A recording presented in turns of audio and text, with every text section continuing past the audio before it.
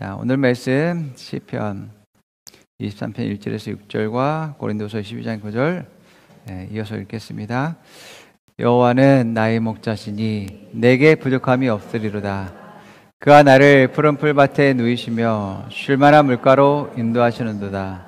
내 영혼을 소생시키시고 자기 이름을 위하여 의의 길로 인도하시는도다. 내가 사망의 음침한 골짜기로 다닐지라도 해를 두려워하지 않을 것은 주께서 나와 함께 하심이라. 주의 지팡이와 막대기가 나를 안위하시나이다. 주께서 내 원수의 목전에서 내게 상을 차려주시고 기름을 내게 머리에 부으셨으니 내 잔이 넘치다이다. 내 평생의 선하심과 인자하심이 반드시 나를 따르리니 내가 여호와의 집에 영원히 살리로다. 그러나 주님께서는 내게 이렇게 말씀하셨습니다. 내 은혜가 내게 족하다. 내 능력은 약한 데서 완전하게 된다. 그러므로 그리스도의 능력이 내게 머무르게 하기 위하여 나는 더욱더 기쁜 마음으로 내 약점들을 자랑하려고 합니다. 아멘. 자, 오늘 말씀은 하나님은 나에게 언제나 최고의 것을 주십니다. 아멘. 예. 중계 고사성어에 세옹지마라는 그러한 고사성어가 있습니다. 여러분 많이 들어봤을 거예요. 이 세옹지마가 점점 우리의 삶에서 하나님의 역사와 은혜와 그 일하심을 통해서 우리를 하여금 주는 교훈들이 있는 것을 보게 되어집니다. 우리 아이들도 많으니까 한번 영상으로 보겠습니다. 세옹지마 이야기. 세옹지마 이야기. 옛날 중국의 북쪽 변방에 한 노인이 살고 있었는데 어느 날 이 노인이 기르던 말이 멀리 달아나 버렸습니다. 마을 사람들이 이를 위로하자 노인은 오히려 복이 될지 누가 알겠솔라고 말했습니다. 몇 달이 지난 어느 날 그 말이 한 필의 준말을 데리고 돌아왔습니다. 마을 사람들이 이를 축하하자 노인은 도리어 화가 될는지 누가 알겠솔라고 불안해했습니다. 그런데 어느 날 말타기를 좋아하는 노인의 아들이 그 준말을 타다가 떨어져 다리가 부러졌습니다. 마을 사람들이 이를 걱정하며 위로하자 노인은 이것이 또 복이 될지 누가 알겠솔라며 태연하게 받아들이는 것이었습니다. 그로부터 1년이 지난 어느 날 마을 젊은이들은 싸움터로 불려나가 대부분 죽었으나 노인의 아들은 말에서 떨어진 후 절름발이었기 때문에 전쟁에 나가지 않아 죽음을 면하게 되었습니다. 이렇듯 세옹지마를 통해서 알 수 있는 교훈은 인생의 기륭화복은 변화가 많아서 예측하기가 어렵다는 뜻입니다. 자, 세옹이라는 노인과 그 가정, 그분과 또 그 가정에서 벌어지는 일들을 통해서 그의 인생에서 좋은 일들, 축복된 일들과 또 흉하고 또 나쁜 일들, 그리고 이제 어렵고 또 다른 사람과 갈등이 일어나는 그러한 일들, 그 다음에 복이 이제 많은 그러한 축복들이 형통들이 있는 그러한 것들, 이러한 길흉화복에 대해서 이야기하고 있는데 이러한 길흉화복을 사람은 예측할 수 없다라고 이제 세옹지마에서 이야기하고 있는 것 같고요. 또 좋은 일만 있는 것도 아니고 우리 인생에서 또 우리 인생에서 아주 나쁜 일만 일어나는 것은 아니다. 그렇기 때문에 또 이러한 좋고 나쁜 것에 대해서 또 복과 화에 대해서 우리가 너무 낙담하거나 요동칠 필요가 없다라는 것을 또한 이야기해 주는 것을 보게 되어집니다. 예, 물론 우리가 그리스도 안에서 하나님 안에서 이러한 그 길흉화복은 좀 다를 수 있겠지만 또한 일맥상통하게 또 이야기하는 모습들도 있음을 보게 되어집니다. 우리가 우리 인생에서 뭐 좋지 않은 일이 있다라고 해서 어려움이 있다라고 해서 그것이 내 인생의 전부가 될 수 없을 것입니다. 또한 그것을 통해서 이제 우리로 하여금 하나님께서 일하시고 또 역사하고자 하는 그러한 일들 또한 있게 되어지는 것이죠. 예, 윤모가 이제 디스크도 있고 또 발 모양도 조금 이제 좋지 않은 모양들을 가지고 있다라고 해서 병원에 그러한 진단을 받았습니다. 근데 개인적으로는 그게 생활에 있어서 이제 고통을 줄 수도 있을 것이고 또 운동을 좋아한다면 또 그 운동도 못하게 되는 이러한 제약들도 있을 수가 있을 것입니다. 그러나 그러한 그 신체적인 그러한 그 어려움과 문제로 인해서 또 이제 군대를 가는 데 있어서 이제 혜택을 주어지는 일들 또한 있게 되는 것들을 보게 되어집니다. 예, 그래서 우리가 어려움을 겪고 문제가 있을 수 있지만 그것이 우리 인생의 전부가 아님을 보게 되어지죠. 또 얼마 전에 우리 예찬이가 피아노 이제 그 개원 예중에 이제 지원했기 때문에 이제 열심히 연주해서 여러분들도 들어본 적이 있을 것입니다. 그래서 며칠 전에 그것을 발표를 했는데 그날이 바로 우리 야외 그 체험학습하는 그런 날이었어요. 그래서 운전하고 있는데 사모님이 빨리 확인해 보래요. 그래서 운전하고 있으니까 못해서 이제 졸음쉼터에서 이제 잠깐 차를 세워두고서 이제 확인을 해보는데 우리 모두 다 이제 예찬이에게 이제 하나님의 은혜 주심에 따라서 잘 될 줄 알았어요. 그랬는데 불합격이다라는 그러한 이제 정보를 받게 된 것이죠.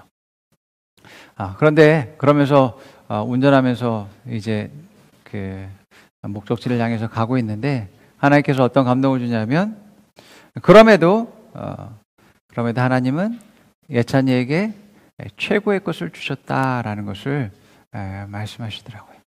예, 인간적으로 봤을 때는 뭐 불합격이 되고 떨어지고 문제가 있는 것이 그게 무슨 최고의 것이냐, 최상의 것이냐, 좋은 일이냐라고 이야기할 수 있겠죠. 그러나 하나님의 전체적인 우리의 인생의 계획과 뜻 안엔 그건 하나의 과정일 뿐이에요. 하나님은 나의 최고의 것을 주시기 위해서 내 인생을 계획하셨습니다.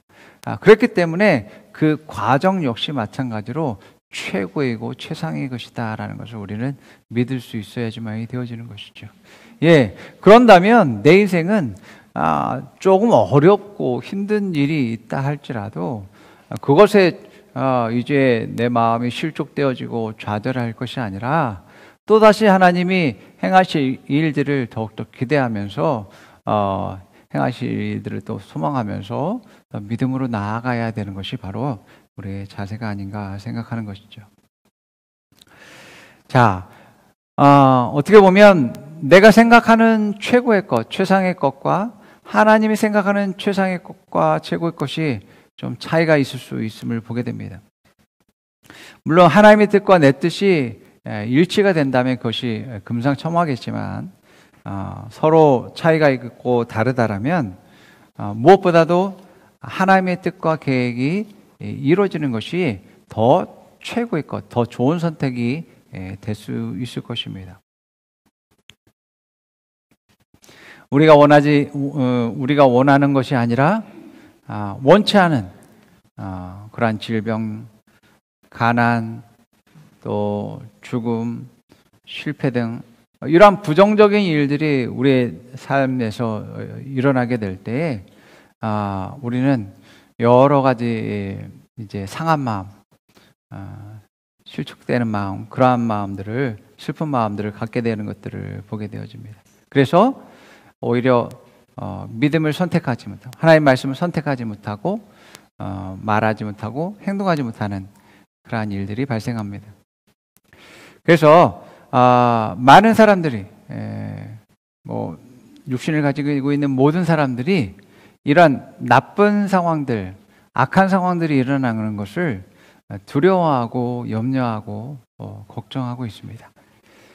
예, 그래서 돌박과 같은 마음, 가시밭과 같은 마음들에 대한 비유는 그러한 염려와 걱정들이, 두려움들이 그 안에 많기 때문에 말씀대로 생각하지 못하고 말하지 못하고 행동하지 못한다라고 표현하고 있는 것을 보게 되어집니다.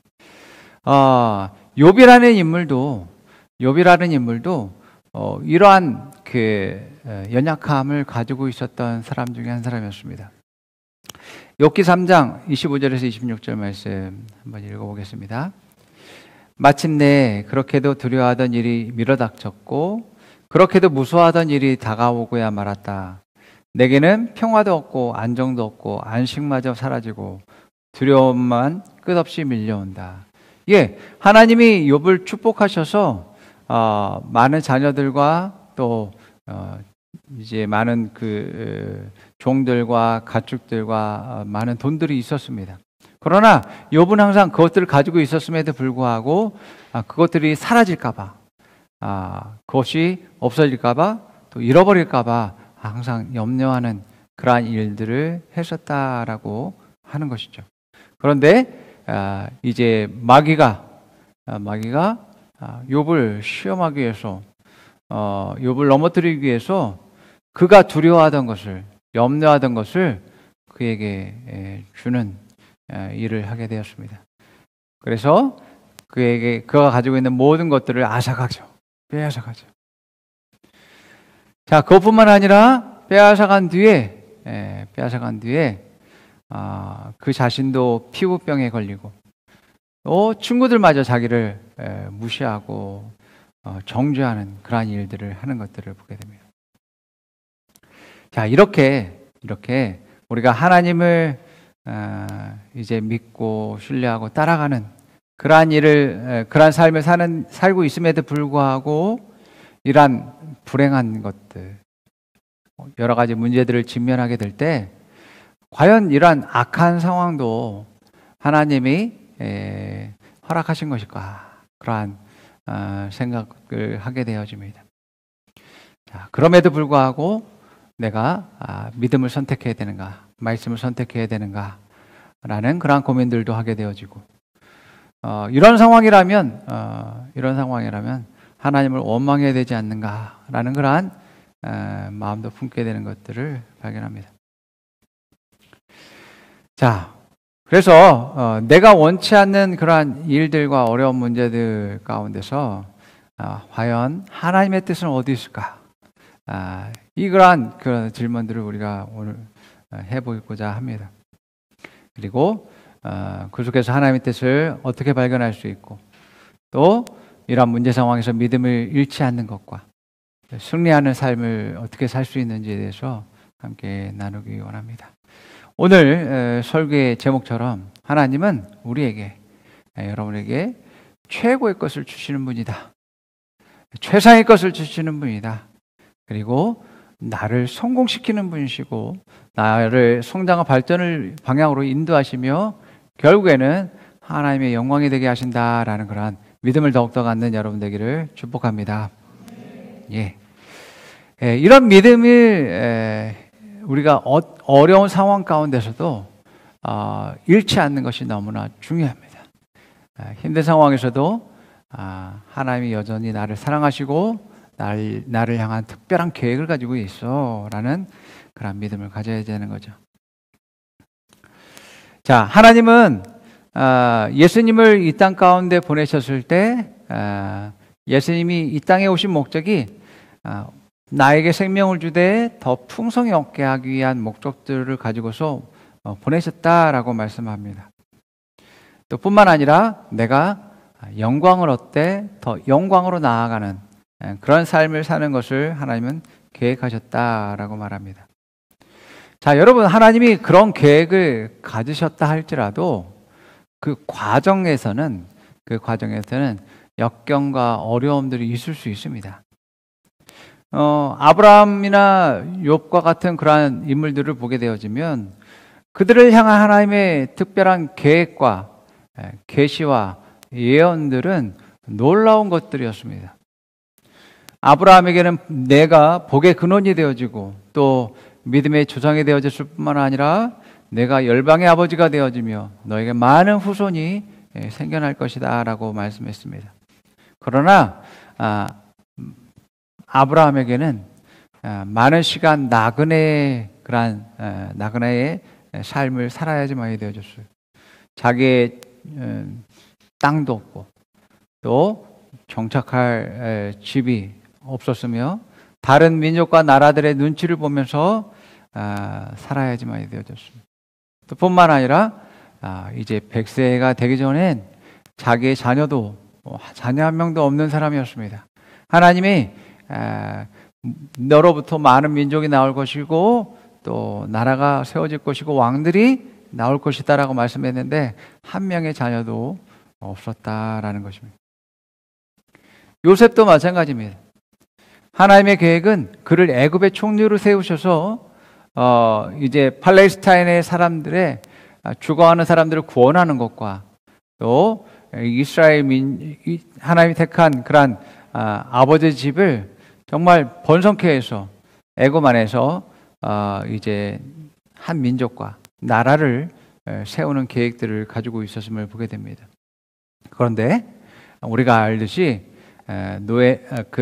요셉은 이제 어려서 형들로부터 버림을 당하고 노예의 삶을 살게 되고 거기서 더 나아가 죄수의 삶을 살게 되어지죠. 이처럼 하나님의 놀라운 그러한 특별한 계획과 뜻이 있고 놀라운 축복과 은혜가 계획되어 있음에도 불구하고 우리의 삶들 가운데는 이러한 고난과 역경들이 주어지게 되는 것들을 보게 되어집니다.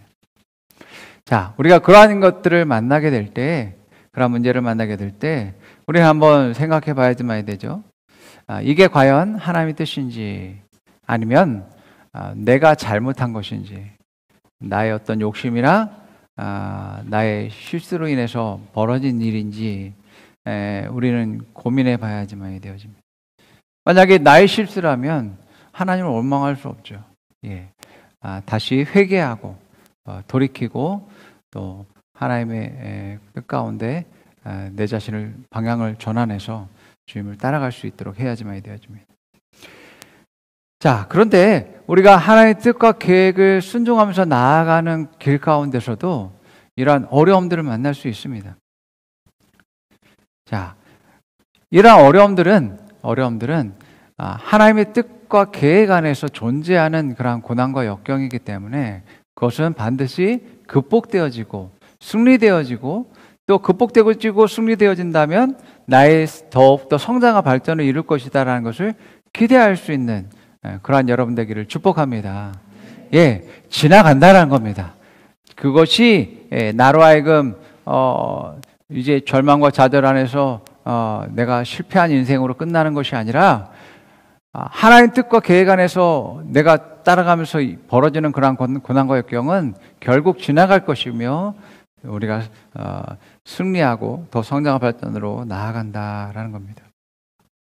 그렇기 때문에 우리가 고난을 만났을 때도 이러한 믿음을 가진 사람들은 그 믿음으로 승리할 수 있을 뿐만 아니라 오히려 기뻐하고 감사할 수 있는 자세까지 갖출 수 있는 것이죠.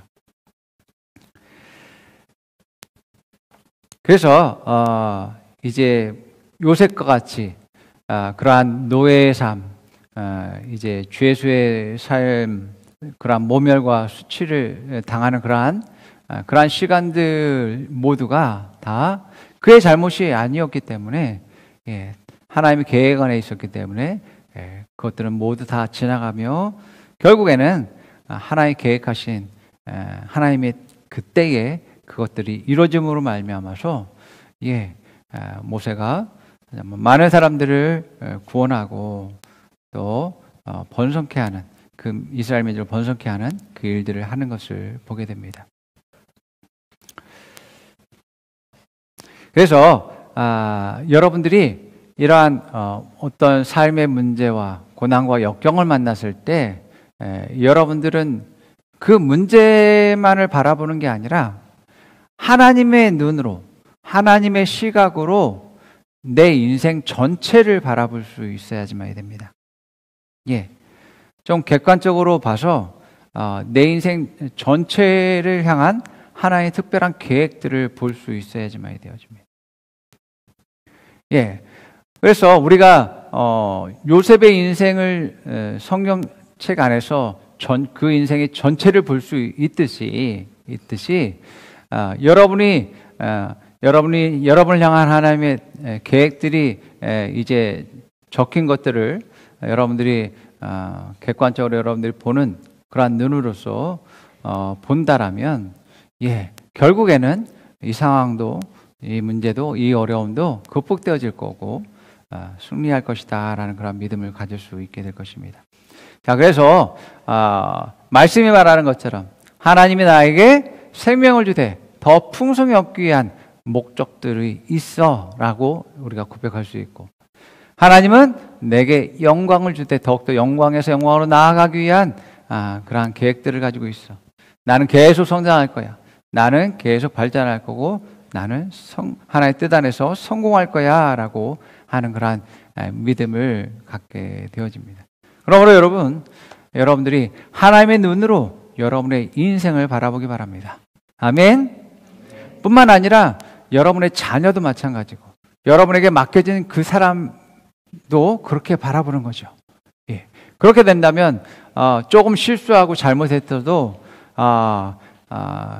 걔는 글러먹어서 이제 포기하는 그런 것이 아니라, 지금의 그러한 실수를 넘어서 더 큰 하나님의 뜻과 계획들을 바라보면서 더욱더 하나님의 비전을 향해서 나아갈 수 있도록 이제 안내하는 그러한 일들을 할 수 있게 되는 거죠. 자, 오늘 본문 말씀 중에 고린도후서 말씀이 있는데, 바울은 하나님의 종이었고 하나님의 일꾼이었습니다. 바울의 인생을 볼 때에 우리가 성경을 보듯이 하나님은 바울을 통해서 이제 유럽에 복음을 전파할 것을 하나님께서 계획하셨음을 알 수 있습니다. 그래서 왕들 앞에서 이제 복음을 전하고, 또 죽어가는 많은 사람들, 기적을 향해서 그들을 치유하고 회복하고 구원할 것을 하나님께서 계획하셨습니다.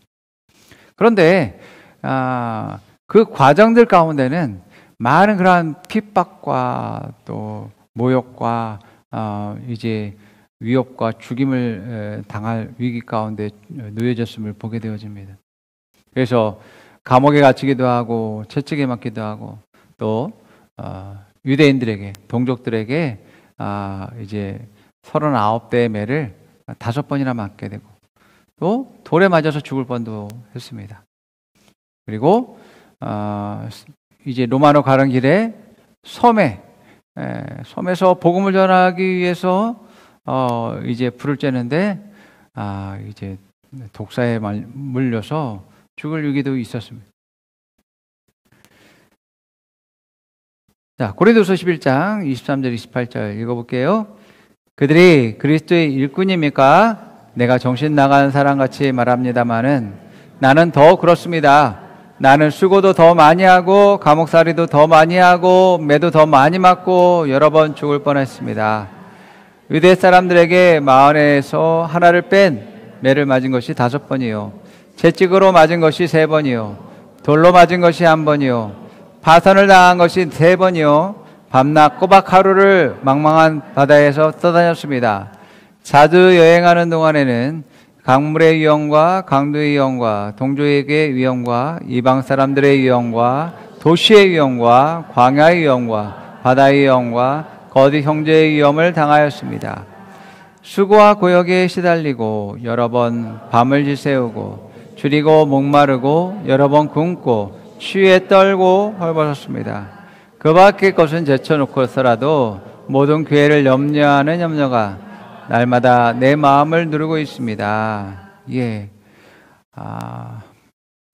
바울의 말은 서로 얼마나 많은 그러한 고초와 고난과 역경을 겪었느냐라고 겨루듯이 수많은 그러한 고난들, 고통들, 죽을 위기들에 대해서 나열하는 것들을 보게 됩니다.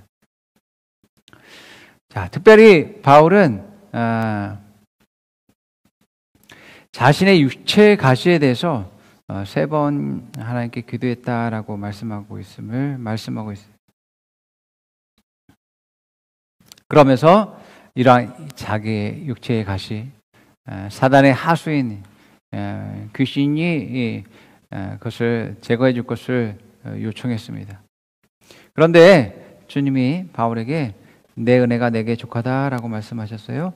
자, 이 말씀 오늘 본문인데 다시 한번 읽어볼게요. 자, 7절에 10절.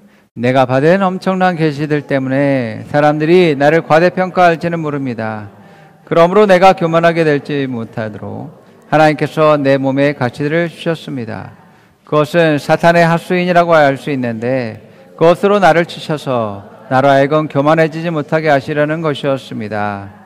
나는 이것을 내게서 떠나게 해달라고 주님께 3번이나 간청하였습니다. 그러나 주님께서는 내게 이렇게 말씀하셨습니다. 내 은혜가 내가 좋게다. 내 능력은 약한 데서 완전하게 된다. 그러므로 그리스도의 능력이 내게 머무르게 하기 위하여 나는 더욱더 기쁜 마음으로 내 약점들을 자랑하려고 합니다. 그러므로 나는 그리스도를 위하여 병약함과 모욕과 궁핍과 박해와 곤란을 겪는 것을 기뻐합니다. 내가 약할 때 오히려 내가 강하기 때문입니다. 예. 이 육체의 가시에 대해서는 성경학자들이 여러 의견들이 분분한데 주로 가시기 때문에 뾰족하고 날카로워서 계속해서 찌르는 그러한 모습을 갖고 있음을 보게 됩니다. 바울은 육체에, 자기 몸에, 육신에게 이러한 가시가 있음을 말하고 있죠. 그래서 학자들은 2가지로 얘기해요. 첫 번째는 뭐냐면 바울이 어떤 간질이나 안질, 안과적인 그러한 문제를 가지고 있었다라고 이제 추측하고 있고요. 2번째는 유대인들의 박해, 이제 바울의 그러한 그 본성을 괴롭히는 그러한 유대인들의 박해로 해석해서 보게 됩니다. 자, 어찌됐든 그 2가지로 본다면 이러한 가시가 그의 삶을 계속 괴롭게 했음을 보게 되어지죠. 자, 근데 우리가 고백하는 고백 기도처럼 좀 전에 앞전에서 우리가 이야기했던 것처럼 하나님은 나에게 최고의 것을 주시기 원하시고 좋은 것을 주시기 원하시고 나의 유익이 되게 해주시는 그런 분께서 내게 왜 가시를 줄까? 가시를 허락하셨을까? 라고 생각해 볼 필요가 있죠. 자, 하나님이 우리에게 뭔가를 주셨다라면 우리는 그것을 생각해야지만 됩니다. 나의 성장과 나의 발전과 나의 성공의 계획들, 그러한 계획들을 하나님이 그 계획 안에서 주어졌다라는 것을 한번 우리가 생각해야지만 되어집니다. 예. 아까 말씀드린 것처럼 요셉이 노예로 팔려가는 상황, 짧은 시간이 아닙니다. 짧은 시간이 아닙니다. 무려 한 10년 이상, 15년 가까이 노예와 죄수의 시간을 보내야지만이 되어졌습니다. 30세에 총리가 되었기 때문에. 자, 충분히 가시라고 할 수 있겠죠. 계속해서 자기를 고통스럽게 하고 찌르는 것이 되어졌습니다. 자, 그럼에도 불구하고 하나님은 나의 성장의 계획을 배제한 것이 아닙니다. 여전히 성장과 성공의 계획들 안에 존재하는 것임을 보게 되어지죠. 그러면서 예수님이 그런 말씀하고 있음을 보게 돼요. 육체의 가시가 바울에게 준 은혜라고 은혜라고 말하고 있다라고 말합니다. 내 은혜가 내게 족하다라고 말씀하고 있음을 보게 되어집니다. 예, 바울은 아마 그 3번 기도하고 예수님이 그런 말씀하셨을 때 아멘이라고 응답했을 걸로 보여집니다. 그 뒤에 또 다시 간구했다라는 그러한 말씀이 없기 때문에 아멘으로 받아들인 것들을 보게 되어져요. 정말 내가 구할 수 있고 내가 원하는 것들 그런 것들은 주시지 않고 다른 것을 주셨다라면 그것에 대해서도 우리는 그것이 하나님의 응답이고 하나님의 뜻이다라는 것을 깨닫고서 아멘할 수 있는 자세들을 가질 수 있어야지만이 되어집니다. 그러면서 바울은 이 육체의 가시에서 2가지의 유익을 말하고 있어요. 첫 번째는 이러한 고난과 또 고통이 자기 자신으로 하여금 겸손하게 했다는 거죠. 우리가 많은 은혜들을 받게 되어지면 또 하나님 많은 또 역사하심과 또 계시들을 볼 때에 내 마음이 교만해지는 그러한 일들이 있을 텐데 바울은 그러한 자기의 그게 간질이든 안과 질환이든 육신적인 그러한 질병이라고 한다면 야 너는 다른 사람은 고치는데 너는 고치지 못하고 있어? 아니 도대체 귀신 들린 것처럼 거품을 몰면서 쓰러지는 그게 또 뭐냐라고 하는 그러한 모욕적인 그러한 말들을 또 들어야지만 되었을 것입니다. 또 뿐만 아니라 이제 유대인들로부터 이제 많은 그러한 성경학자들과 이제 말씀으로 이제 대적하는 그러한 일들을 통해서 이제 과거에 자기의 동족이었을 뿐만 아니라 자기와 같이 공부했었던 사람들의 그러한 배척의 그러한 고통들을 가질 수 있었겠죠. 자, 이래서 이러한 가시로 인해서 우리는 겸손할 수 있다라고 이야기하고 있고, 두 번째는 이것이 자기의 연약함으로 보일지 모르겠지만 이것으로 말미암아서 더욱더 하나님을 의지하고 또 더 하나님의 또 은혜를 받고 더 성장과 발전으로 나아가게 되어진다라고 이야기하고 있음을 보게 됩니다. 나의 부족함이, 나의 연약함이 하나님이 역사할 수 있는 기회가 되었어 라고 말하고 있는 거죠. 우리는 몸이 너무 건강하면 그 건강함을 자신하면서 육신을 혹사시킬 수가 있을 것입니다. 무리하게 또 이제 행동함을 통해서 오히려 몸이 해치게 되는 일들을 하게 되어지는 죠. 그러나 내 몸이 연약하고 또 문제가 있다라고 한다면 계속 내가 좋은 것을 선택하고 또 관리할 수 있도록 하는 신경을 써야지만 되어지죠. 또 연약한 가운데서 하나의 은혜가 더욱더 있게 되어지는 일들 또한 있는 거죠. 그래서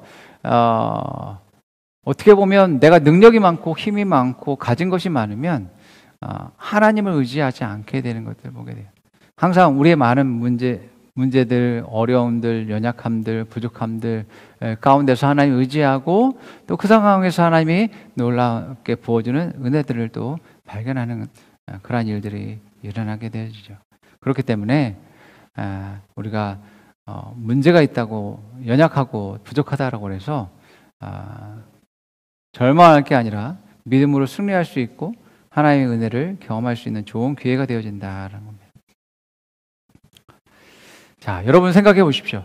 하나님이 나를 통해서 놀랍게 하나님의 뜻을 이룰 계획들을 가지고 계시는데 내게 뭔가 주시지 않는다면 또 내가 건강한 몸을 주지 않는다면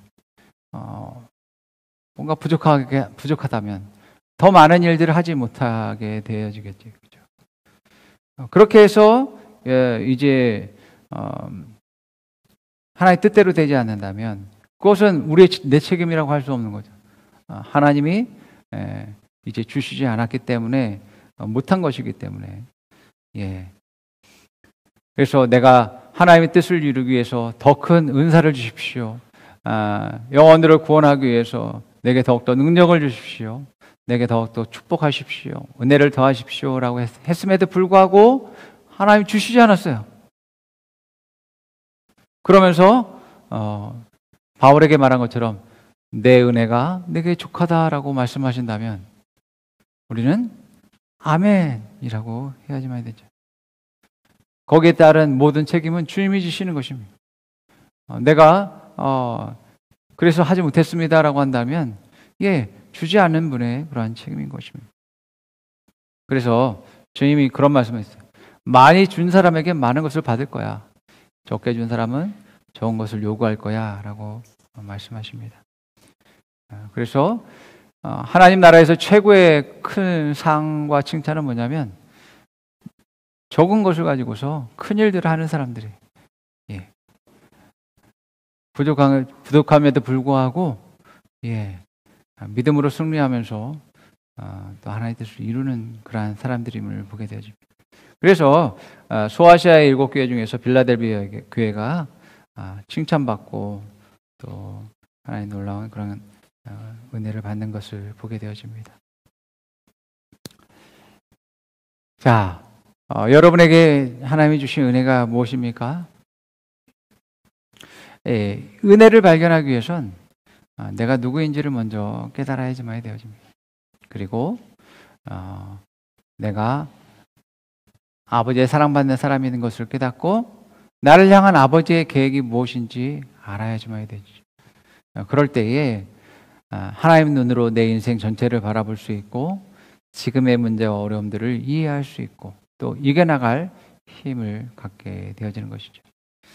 예, 그래서 문제가 있지만 하나님의 뜻과 계획은 아직 끝나지 않았어. 하나님의 계획은 아직 유효해.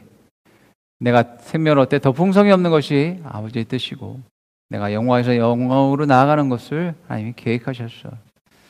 뿐만 아니라 내가 은혜를 받되 더 풍성한 은혜를 받기를 원하셔라는 그러한 믿음을 갖게 되어진 것이죠. 그래서 오늘 시편 23편 1절에서 6절 말씀이 우리로 하여금 더욱더 힘과 용기를 주는 것을 보게 됩니다. 우리 다시 한번 읽어봅니다. 여호와는 나의 목자시니 내가 부족함이 없으리로다. 그가 나를 푸른 풀밭에 누이시며 쉴 만한 물가로 인도하시는도다. 내 영혼을 소생시키시고 자기 이름을 위하여 의의 길로 인도하시는도다. 내가 사망의 음침한 골짜기로 다닐지라도 해를 두려워하지 않을 것은 주께서 나와 함께 하심이라. 주의 지팡이와 막대기가 나를 안위하시나이다. 주께서 내 원수의 목전에서 내게 상을 차려주시고 기름을 내 머리에 부으셨으니 내 잔이 넘치나이다.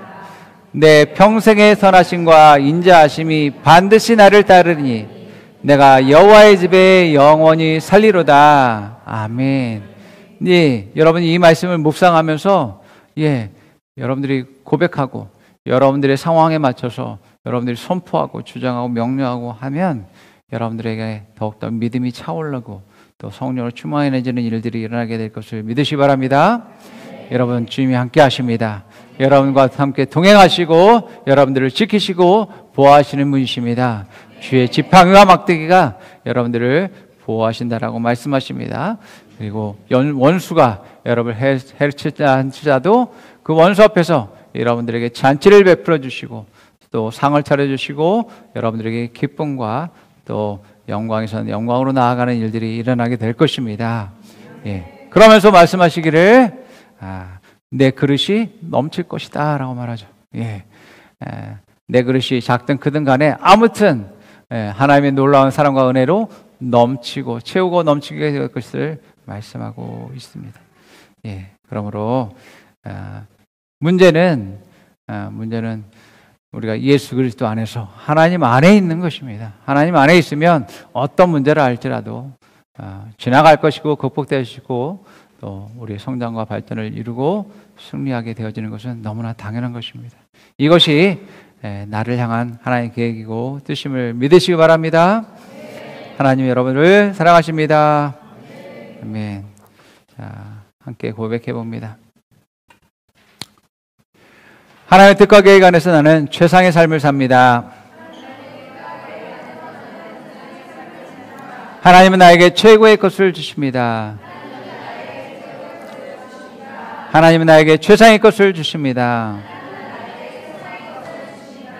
지금의 고난과 역경은 지나갑니다. 지금의 문제와 어려움은 극복됩니다. 연약함과 부족함도 채워집니다.